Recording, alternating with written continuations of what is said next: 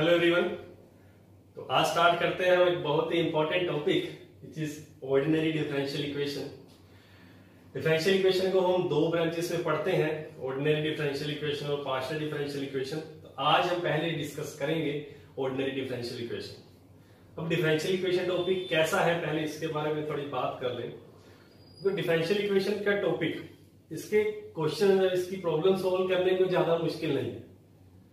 अपने पास बहुत से मेथड्स होंगे जिससे हम डिफरेंशियल इक्वेशन की कोई भी प्रॉब्लम को सोल्व कर सकते हैं।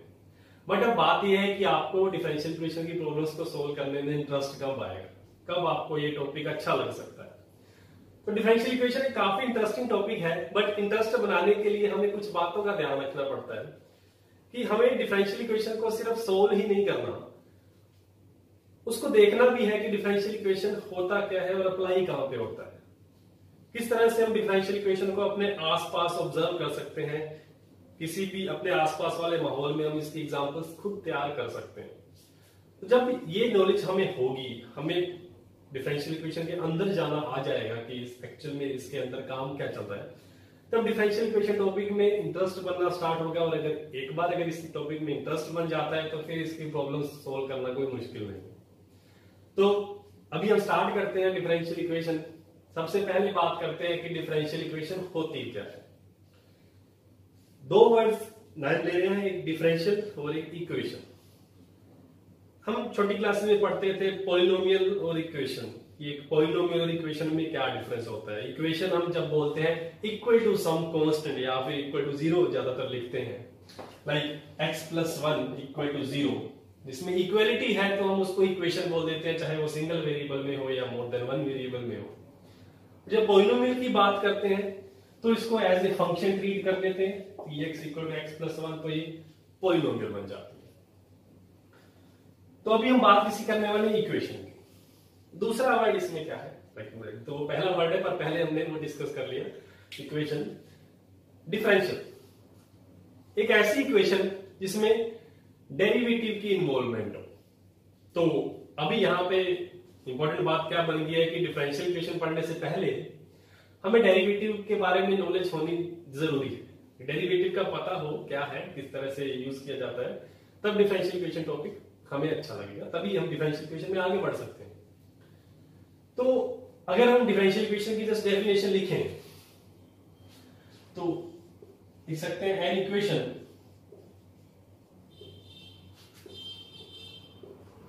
which contains derivative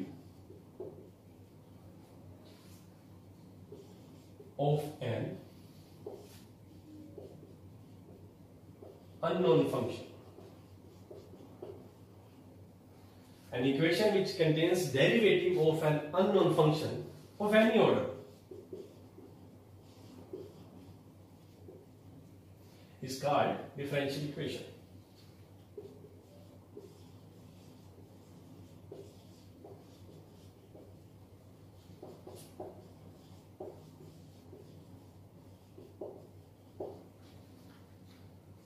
तो कोई भी इक्वेशन जिसमें डेरिवेटिव की इन्वॉल्वमेंट है, और डेरिवेटिव भी कोई ऐसा वैसा नहीं, किसी अननोन फंक्शन का डेरिवेटिव, तो उस इक्वेशन को हम डिफरेंशियल इक्वेशन बोलते हैं। For example dy by dx equal to y। अब इसको वो थोड़ा सिंपल करते हैं पहले कि dy by dx equal to 2। सबसे पहले तो इसमें इक्वलिटी है तो ये इक्वेशन है। अब इसमें डेरिवेटिव भी है dy by dx, और एक इंपॉर्टेंट बात क्या है, अननोन फंक्शन।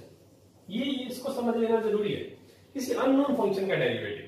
अभी मैं यहां पे दो बातें लिख रहा हूं कि dy by dx of sin x equal to दिया cos x, और ये dy by dx equal to 2। यहां पे हम बता सकते हैं कि इक्वालिटी जो cos x है, इसका डेरिवेटिव करके आया है sin x का, तो वो हमें नजर आ रहा है।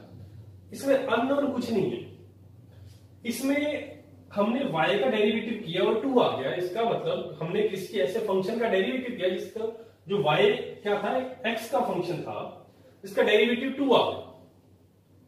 ऐसे कौन से फंक्शन होते हैं जिनका डेरिवेटिव 2 होता है?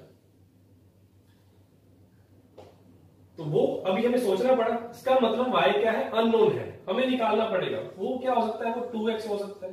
2x+1 हो सकता है, 2x+2 हो सकता है, ये बहुत से फंक्शन हो सकते हैं। जनरल लिख दे तो 2x+c हो सकता है।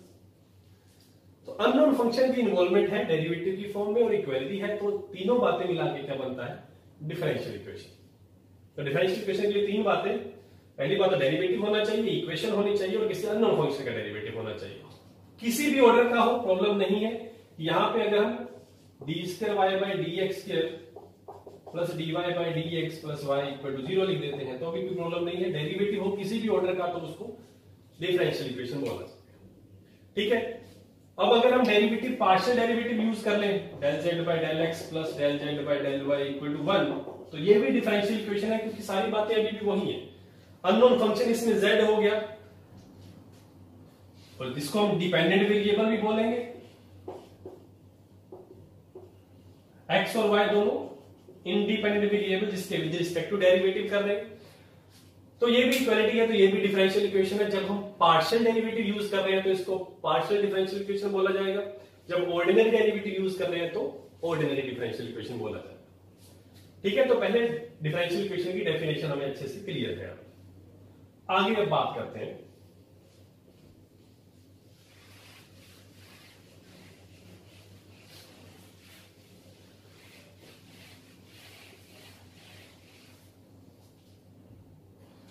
कि डिफरेंशियल इक्वेशन, अब आगे बात करते हैं कि डिफरेंशियल इक्वेशन के लिए हमें डेरिवेटिव जरूरी क्यों है, किस तरह से हम डिफरेंशियल इक्वेशन को डेरिवेटिव से रिलेट कर सकते हैं। पहले हमें कुछ डेरिवेटिव की अच्छे से नॉलेज होनी चाहिए, फिर हम डिफरेंशियल इक्वेशन पे और अच्छे से जाते हैं। जैसे एक फंक्शन लिख रहा हूं y equal to x, y equal to x क्या लिखते हैं, या हम f(x) इक्वल टू x।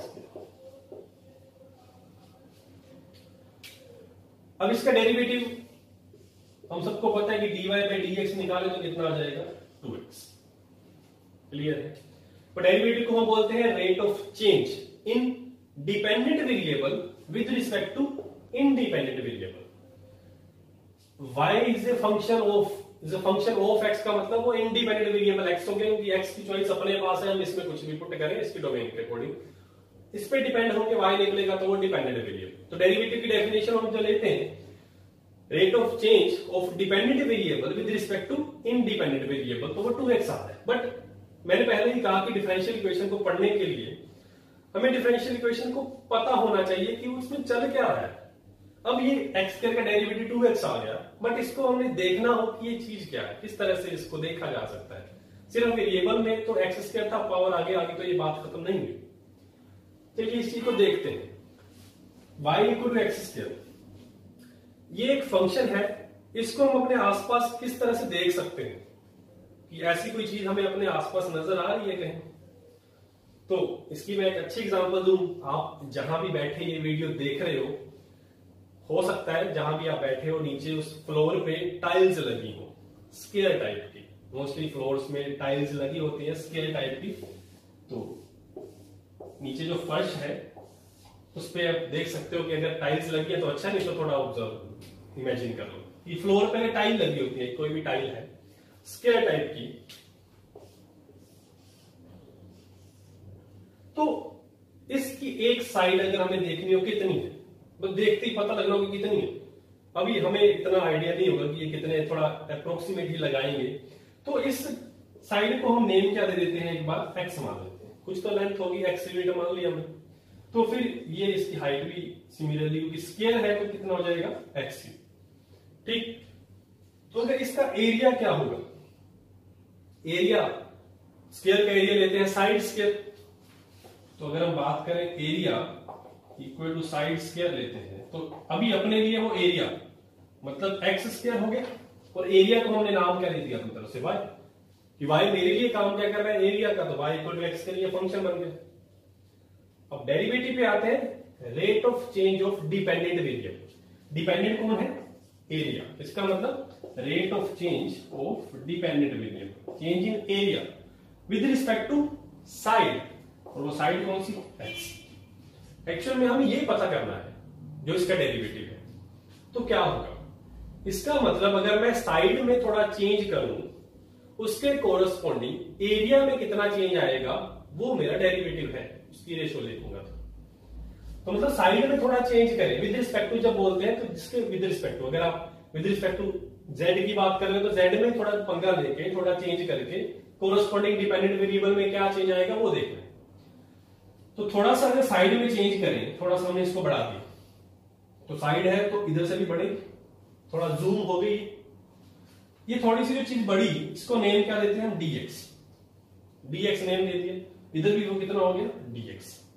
तो एक नई स्केयर बन गई अपने पास जिसकी साइड अब क्या है x प्लस dx। ये तो पहले एरिया मेरे पास ये कितना था x स्केयर।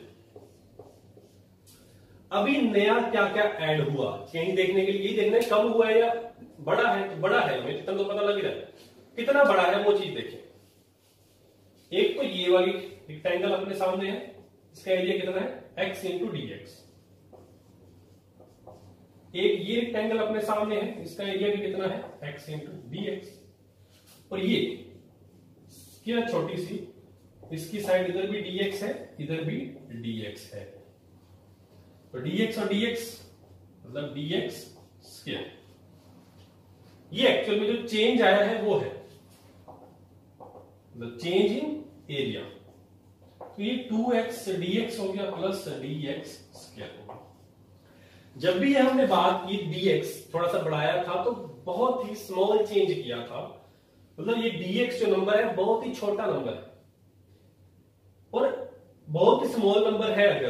अगर उसका स्क्वायर करें तो वो और स्मॉल हो जाएगा। इसका मतलब ये हमने इतना कंसीडर किया था कि स्क्वायर करने पे हम इसको निगलेक्ट कर पाए। ठीक है, तो ये इतना अप्रोक्सीमेट 0 के आसपास वाला नंबर था, तो ये स्क्वायर करने पे ये 0 हो गया। अब बचा कितना है 2x dx। ये था चेंज इन एरिया। तो अब थोड़ा देख सकते हो कि change in area with respect to x कितना बन गया है 2x। तो ये डेरिवेटिव बन गया। तो इसलिए डेरिवेटिव यही है, कोई भी फंक्शन है तो इसका मतलब किसी उसके लिए कोई ना कोई एग्जांपल आप ढूंढ सकते हो या अपनी तरफ से बना सकते हो, उसी में चेंज की बात हो रही है डेरिवेटिव में। अब y equal to x cube की बात करें तो आसानी से सोच सकते हैं कि ये क्यूब की बात हो रही है, क्यूब की साइड्स को थोड़ा कम बढ़ाएंगे तो उसके अकॉर्डिंग ये भी डेरिवेटिव लाके देगा हमें। तो ये डेरिवेटिव की बात है। अब थोड़ा आगे चल के हम डिफरेंशियल इक्वेशंस को भी देखते हैं कि किस तरह से देखा जा सकता है।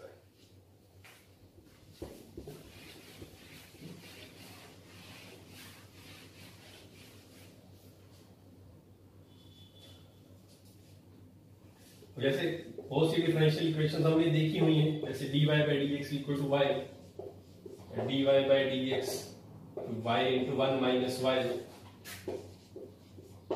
dy by dx 1 over 2y minus 450 कुछ भी हो।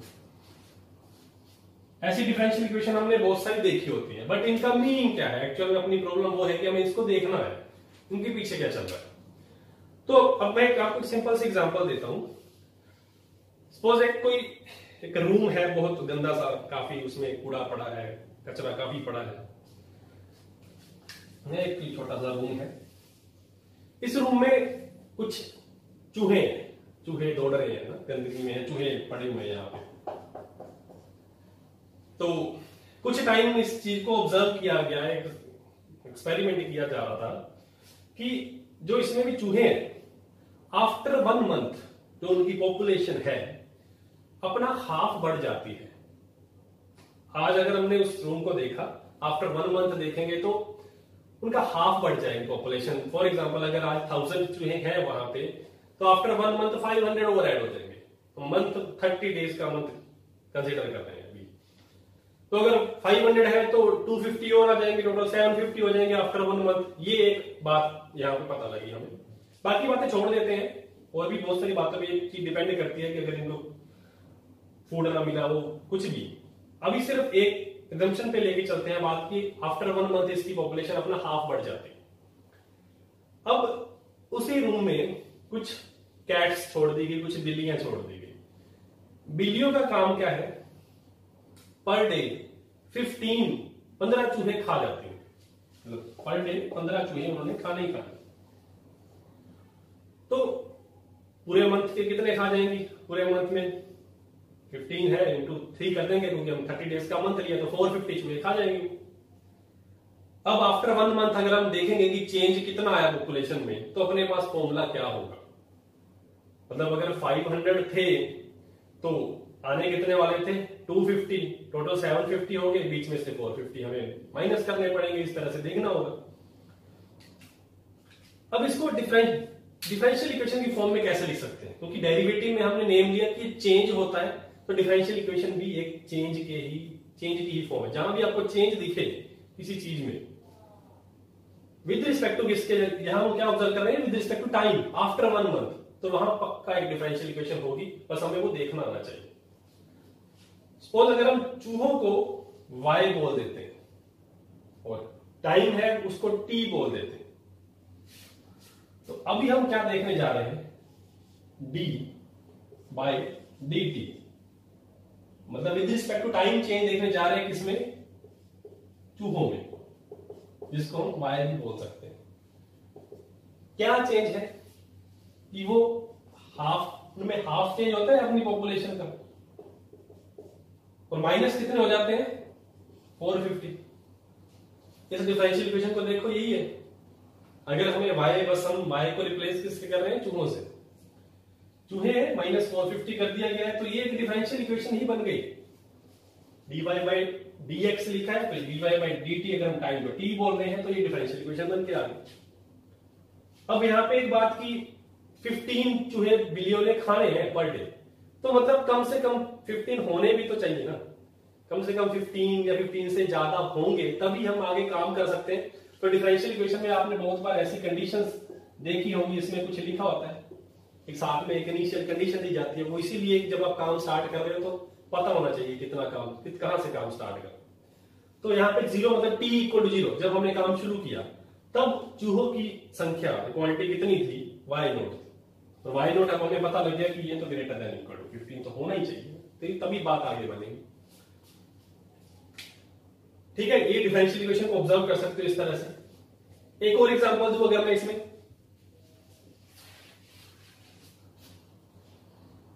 सपोज कुछ एक पर्टिकुलर प्लेस में या किसी एक सिटी में या कंट्री में एक कोई वायरस फैल गया, कोई भी वायरस हो सकता है, वो वायरस फैल गया है, और एक पर्सन अगर दूसरे पर्सन के कांटेक्ट में आता है तो वो वायरस दूसरे वाले पर्सन को भी हो जाता है जो अभी तक सही था। तो मतलब एक सिटी में जो जितने भी पर्सन है, जितनी भी पॉपुलेशन है, उसको 2 पार्ट्स में अगर हम डिवाइड कर दें, कुछ पर्सन एक्स है, कुछ पर्सन वाई है। एक्स पर्सन जो इन्फेक्टेड है, वाई पर्सन जो अभी सही है, ससेप्टिबल्स मतलब सही है, इनको वायरस हो सकता है अगर वो एक्स वाले पर्सन के साथ कॉन्टेक्ट करते हैं। मतलब पूरी जो पॉपुलेशन थी, एक्स पर्सन और वाई पर्सन, टोटल पॉपुलेशन हम ले लेते हैं नेम की वो n था, या अगर आप इसको नंबर्स में लिखना चाहते हो तो 1 लिख देते हैं, एक बार कुछ भी लिख सकते हो। एक्स इन्फेक्टेड पर्सन और वाई ससेप्टिबल्स, इनको इन्फेक्ट हो सकते हैं एक्स के कॉन्टेक्ट में आने से। तो अगर हमें अब ऑब्जर्व करना है कि ये इन्फेक्शन कितनी तेजी से फैल रहा है, कि इसमें चेंज कितना आ रहा है, इन्फेक्टेड पर्संस कितनी तेजी से बढ़ रहे हैं या कम हो रहे हैं, ये अगर हमें देखना है, इसको डिफरेंशियल इक्वेशन की फॉर्म में रिप्रेजेंट करना है, तो dx by dt इसका मतलब क्या होगा, rate of change of infected persons with respect to time. हमें ये फॉर्मूला पता होगा कि वो बढ़ रहे हैं, कम हो रहे हैं, तुम आगे ऑब्जर्व कर सकते हैं बात को, आगे आइडिया लगाया जा सकता है कि कहां तक बात रुकेगी जा रही। तो rate of change of infected persons with respect to time कैसे होगी इन्फेक्टेड, अगर मुझे वो वायरस है, आपको वो वायरस नहीं है, अगर किसी और पर्सन को वायरस नहीं है, अगर मैं उससे जाके मिलता हूं, मेरे कॉन्टेक्ट में आता है तभी वायरस होगा। तो इसका मतलब एक्स वाले पर्सन वाई वाले पर्सन के साथ अगर कॉन्टेक्ट में आएंगे तब वायरस फैलेगा। तो ऐसे कितने पॉसिबल नंबर ऑफ कॉन्टेक्ट्स हो सकते हैं, एक तरफ एक्स पर्सन एक तरफ वाई पर्सन, तो पॉसिबल कॉन्टेक्ट्स कितने हो सकते हैं, एक्स इंटू वाई। क्लियर, तो ये एक्स इंटू वाई की बात होगी, यहीं से हम देख सकते हैं कि इनफेक्ट कितने हो सकते हैं। और y की x की वैल्यू क्या है अपने पास, x को 1 माइनस वाई तो लिख सकते हैं ना, तो ये भी डिफरेंशियल इक्वेशन। क्या अगर आप सारी इक्वेशन को अगर x में लिखना चाहते हो, जैसे x इंटू वाई था, y की वैल्यू क्या लिख सकते हैं हम, 1 माइनस x। तो y में भी y की वैल्यू पुट कर सकते हैं, x की वैल्यू पुट कर सकते हैं, दोनों में बात देखी जा सकती है। तो rate of change of infected person देख रहे थे तो x में सारी इक्वेशन लिख दी हमने, ये ऐसी कुछ इक्वेशन ऊपर भी पड़ी थी। तो यही काम पीछे चल रहा है डिफरेंशियल इक्वेशन में, जहां भी चेंज होगा वहां पे आपको डिफरेंशियल इक्वेशन दिखने को मिलेगी। ठीक है, तो जहां भी कोई डिफरेंशियल इक्वेशन देखो उसके आसपास थोड़ी सी एग्जांपल बनाने की कोशिश किया करो कि किस तरह से उसको देखा जा सकता है।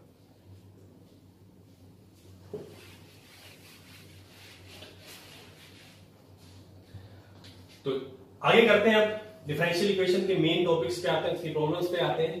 तो पहली बात की डिफरेंशियल इक्वेशन होती क्या है ये हमने देखा, बनती कैसे है डिफरेंशियल इक्वेशन, अब इसकी बात करते हैं। डिफरेंशियल इक्वेशन बनाने के लिए सबसे पहले हमें चाहिए होती है एक फैमिली ऑफ कर्व्स।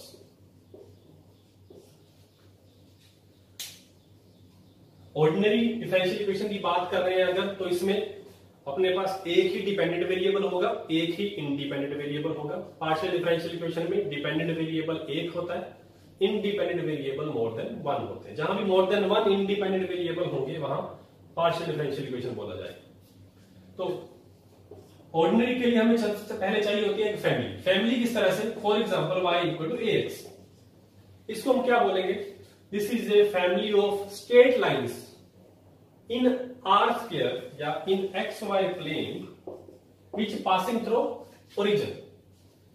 जो ओरिजिन में से लाइंस पास कर रही है, अब ओरिजिन में से लाइंस जो पास करते हैं वो बहुत सारी हो सकती हैं, y equal to x, y equal to 2x, y equal to 3x, y equal to 0। ये एक पर्टिकुलर मेंबर्स उठाए जो ओरिजिन में से पास कर रहे थे, उनको कंबाइन करके लिख दिया इस शक्ल में, वेयर a जो है a is arbitrary constant. a arbitrary constant है, मतलब a को हम कुछ भी लें हमें वही मेंबर मिलेगा उसी फैमिली का जो ओरिजिन में से लाइंस पास कर रहे थे। तो फैमिली किसको बोलेंगे मैथमेटिक्स में, जिसमें आर्बिट्रेरी कांस्टेंट होगा। y इक्वल टू x को फैमिली नहीं बोला जा सकता, ये सिंगल मेंबर है, ज्यादा फैमिली नहीं। तो जिसमें आर्बिट्रेरी कांस्टेंट आ गया वहां पे फैमिली मिलेगी, और यही जहां आपको फैमिली मिली तो वहीं पे आपको एक डिफरेंशियल इक्वेशन मिलेगी पक्का। तो डिफरेंशियल इक्वेशन कहां से निकलती है, एक फैमिली से। किस तरह से, फैमिली में जितने भी आर्बिट्रेरी कांस्टेंट्स हैं उनको रिमूव कर दो अगर with the help of derivative, तो जो भी बचेगा वो डिफरेंशियल इक्वेशन होगी। फॉर एग्जांपल अगर हम इसको डिफरेंशिएट करते हैं dy बाई dx, कितना मिला a की वैल्यू वापस हम सब्स्टिट्यूट कर देते हैं ऊपर, तो y into dy by dx into x होगा। अब इसमें कोई भी आर्बिट्रेरी कांस्टेंट नहीं है, तो ये जो भी रिलेशन हमें नजर आ रहा है डिपेंडेंट वेरिएबल, इंडिपेंडेंट वेरिएबल्स और डेरिवेटिव में, इसको बोला जाएगा डिफरेंशियल इक्वेशन की इक्वालिटी है और इसमें डेरिवेटिव भी है। तो ये सबसे पहली बात, डिफरेंशियल इक्वेशन जब स्टार्ट करते हैं तो हमें पता होना चाहिए कि डिफरेंशियल इक्वेशन बनती कैसे है, एक फैमिली से। और इसकी कुछ और प्रैक्टिस कर लेते हैं। y equal to x plus C, ये भी family of straight lines in r square है। अगर हमें इसकी डिफरेंशियल इक्वेशन चाहिए तो dy by dx equal to 1, constant remove हो गया, तो ये जो बचा ये डिफरेंशियल इक्वेशन बोला जाएगा। y equal to ax plus b है, ये भी स्ट्रेट लाइन है। अगर इसको डिफरेंशिएट करते हैं dy by dx equal to a, अब a की वैल्यू अगर हम वापस पुट कर देते हैं तो इसमें अभी a कांस्टेंट बाकी है, तो इसको डिफरेंशियल इक्वेशन नहीं बोला जाएगा। डिफरेंशियल इक्वेशन के लिए हमें सारे ही आर्बिट्रेरी कांस्टेंट्स रिमूव करने होंगे। तो वो काम अब क्या कर सकते हैं, या तो उतने टाइम डेरिवेटिव करते चलो जितने आपके पास डेरिवेटिव है, जितने आपके पास आर्बिट्रेरी कांस्टेंट्स है। अगर हम इसको एक बार और डिफरेंशिएट करें d square y by d x equal to 0, तो इसको बोल सकते हो डिफरेंशियल इक्वेशन। या फिर अगर हमें इसको रिमूव करना है, अपने पास चॉइस सिर्फ डेरिवेटिव की है, तो एक बार और डिफरेंशिएट करो d y by d x.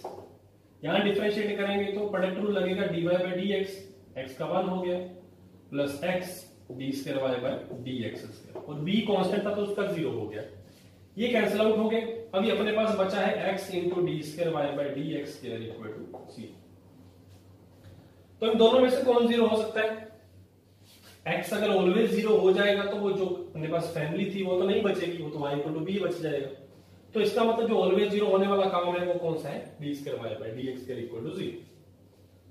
ये इसके कोरस्पॉन्डिंग डिफरेंशियल इक्वेशन आ गए। तो यहां से एक बात सीखने को मिल जाती है कि फैमिली में जितने भी आर्बिट्रेरी कांस्टेंट्स होंगे उतनी बार ही हमें डिफरेंशिएट करना पड़ेगा, या उतने ऑर्डर का ही डेरिवेटिव नजर आएगा हमें डिफरेंशियल इक्वेशन। तो यहां से एक बात निकलती है, what is order of differential equation. Differential equation का ऑर्डर क्या होता है? Highest order derivative involve in differential equation is called order of differential equation. ये बात वैसे ही सीख लो कि डिफरेंशियल इक्वेशन का ऑर्डर कभी पूछा जाए तो इसका मतलब उसमें जितना भी बड़े से बड़े ऑर्डर का डेरिवेटिव पड़ा है वो डिफरेंशियल इक्वेशन का ऑर्डर बोला जाएगा। अब कोई यहां पे पूछे कि y equal to ax plus b x square plus c, अब इसमें तीन आर्बिट्रेरी कांस्टेंट है a b c, इसके कोरस्पॉन्डिंग जो डिफरेंशियल इक्वेशन बनाएंगे a b c को रिमूव करके, उस डिफरेंशियल इक्वेशन में कितना हाईएस्ट ऑर्डर डेरिवेटिव आएगा। तो तीन कांस्टेंट है तो 3 ऑर्डर का डेरिवेटिव आएगा, तो इसी को बोला जाएगा ऑर्डर ऑफ डिफरेंशियल इक्वेशन। ठीक है,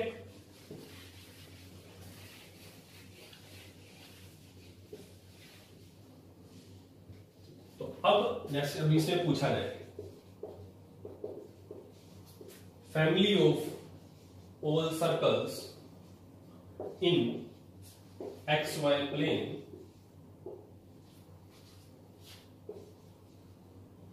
whose centers lie on x axis and radius is 3। अब इस तरह की फैमिली को हमें लिखना हो, family of all circles in x y plane whose center lie on x axis and radius is 3। पहली बात तो हम सर्कल की इक्वेशन किस तरह से लिखते हैं, x minus a square y minus b square equal to r square. फिर सेंटर क्या है ए बी और रेडियस आर है। अब हमें क्या चाहिए, ऐसी फैमिली चाहिए जिनका सेंटर एक्स एक्सिस पे लाई करे और उनकी रेडियस क्या हो 3। ये रेडियस उतनी ही होनी चाहिए, उतनी ही एरिया की जो सर्कल होने चाहिए, वो सेंटर अलग हो सकता है। तो इसको किस तरह से लिखा जा सकता है, अब एक्स एक्सिस के ऊपर है तो ए तो कुछ भी हो सकता है, बट वाई के लिए पक्का क्या होगा 0। तो x minus a square plus y square, radius कितनी है 3, तो यहां पे कितना आएगा 9। तो ये एक फैमिली बन गई। अब इसकी डिफरेंशियल इक्वेशन पूछी जा सकती है कि इसकी डिफरेंशियल इक्वेशन क्या हो।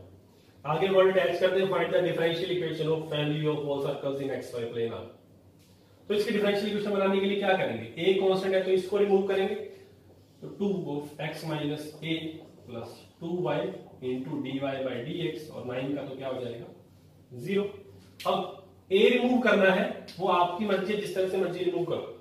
यहां से x माइनस ए की पूरी वैल्यू निकाल ली हमने, x माइनस ए की वैल्यू ही ऊपर पुट कर देते हैं सारी, तो ये y square dy by dx square plus y square equal to 9। ये डिफरेंशियल इक्वेशन बन गई गिवन फैमिली। एक ही आर्बिट्रेरी कांस्टेंट था तो फर्स्ट ऑर्डर की डिफरेंशियल इक्वेशन मिली है। ठीक है,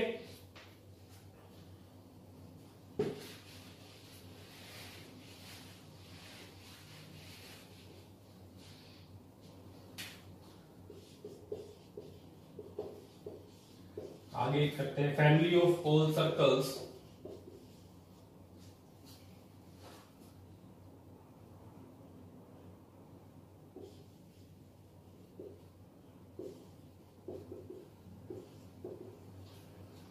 whose centers lie on y axis। इतना बोल के छोड़ दिया गया है, एक्स वाई प्लेन में सर्कल्स है जिनका सेंटर y एक्सिस पे लाई कर रहा है। तो यहां पे एक बात और ध्यान देनी है कि अब यहां पे रेडियस की बात नहीं की गई है। सर्कल छोटे हो सकते हैं, बड़े हो सकते हैं, क्योंकि रेडियस नहीं पता, बस सेंटर कहां पे है y एक्सिस के ऊपर। तो इसको क्या लिख सकते हैं, x square plus y minus b square equal to r square. अब रेडियस, तो इसमें आर्बिट्रेरी कांस्टेंट कौन कौन से हो गए, b भी आर्बिट्रेरी कांस्टेंट है, r भी आर्बिट्रेरी कांस्टेंट है। तो हमें दोनों की वैल्यू चाहिए होगी, दोनों रिमूव करने होंगे। तो डिफरेंशिएट करते हैं, अगर 2x 2 into y minus b equal to r square, अभी है तो कांस्टेंट, इधर dy बाई dx और इक्वल टू क्या हो जाएगा 0। तो y माइनस बी की वैल्यू भी देख लें कितनी आई है पहले, minus x over d y by d x. ये वैल्यू ऊपर पुट करेंगे,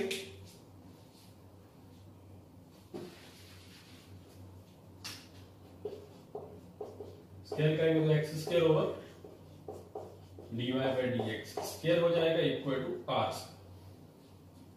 ठीक है, अब आगे हमें आर भी मूव करना है, तो ये इसको लिख देते हैं x square plus x square, ये d y by d x minus 2 हो गया इक्वल टू आर स्क्वायर। अभी एक बार और डिफरेंशिएट कर देते हैं, 2x प्लस यहां पर एक रूल लगेगा, तो 2x two d y by d x raise to power minus 2 plus x square as it is, यहां पे डेरिवेटिव करेंगे तो minus 2 d y by d x raise to power minus 3 और अंदर वाले का derivative d square y by d x square equal to क्या हो गया 0, क्या आप स्क्वायर का डेरिवेटिव 0। अब यहां पे इसको एलसीएम ले लो, d y by d x नीचे लेके जो भी डिनोमिनेटर में है वहां पे शिफ्ट कर देंगे तो न्यूमरेटर इक्वल टू 0, ये डिफरेंशियल इक्वेशन बन गई। तो इसका ऑर्डर कितना आया है, आइए इसका डेरिवेटिव कितना है 2, तो ये सेकंड ऑर्डर की डिफरेंशियल इक्वेशन है। तो इस तरह से कभी कोई क्वेश्चन पूछा जाता है जिसमें आपको पहले फैमिली जनरेट करनी होगी और उसके बाद हमें उसके लिए डिफरेंशियल इक्वेशन फॉर्म करनी होगी। ठीक है, तो पहला काम अपने लिए ये है, डिफरेंशियल इक्वेशन हमें अच्छे से बनानी आनी चाहिए और फैमिलीज का पता होना जरूरी।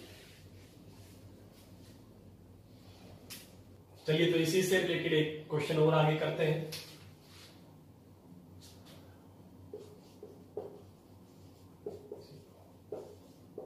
Find the differential equation of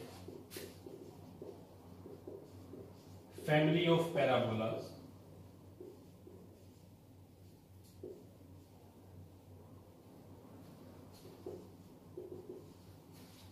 with focus at origin and axis of symmetry is x axis।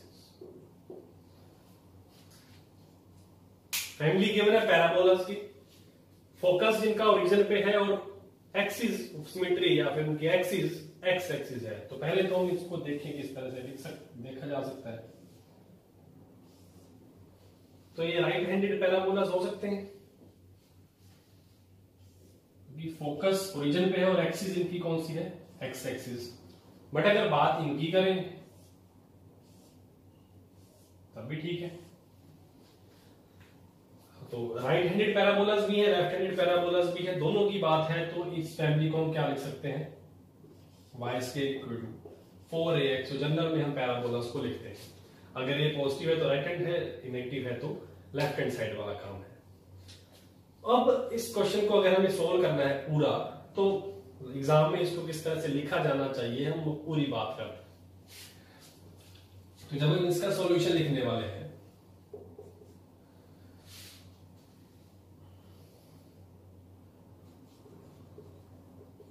Family of all parabolas with focus at origin and axis of symmetry is x-axis can be written as y square equal to 4ax, where a is arbitrary constant। ठीक है, आगे अगर हमें differential equation बनानी है तो to form the differential equation of, इसको name देते हैं 1 differentiate 1 with respect to x। तो डिफरेंशिएट करते हैं तो 2y two dy by dx equal to 4a। तो a कितना आ जाएगा, a की वैल्यू y by 2 dy by dx। Now put the value of a in 1, we get तो इसके बाद हमें क्या मिलने वाला है, वाई स्क्वायर इक्वल टू 4 और a की value y/2 dy/dx into x. यहां से इसको थोड़ा सोल्व कर दे कि 2 यहां से कैंसिल आउट हो गया और y भी एक साइड पे कर सकते हैं, तो y over x dy/dx।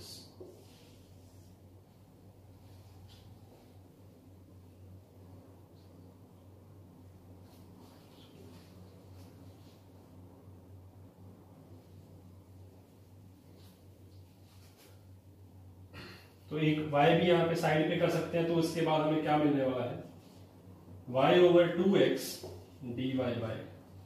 2x equal to dy/dx। ये डिफरेंशियल इक्वेशन बन गई, ये अपना आंसर हो। तो इस तरह से क्वेश्चन को सोल्व करोगे, जब भी हमें सब्जेक्टिव फॉर्म में क्वेश्चन का आंसर देना है, सॉल्यूशन प्रॉपर देना है, तो प्रॉपर लिखना भी पड़ेगा। तो ये पहला टॉपिक था अपना, पहला स्टेप था डिफरेंशियल इक्वेशन। अगर हमें कोई फैमिली प्रोवाइड की जाती है तो डिफरेंशियल इक्वेशन को कैसे बना सकते हैं। ठीक है, तो आगे चलते हैं डिफरेंशियल इक्वेशन के नए टॉपिक्स पे।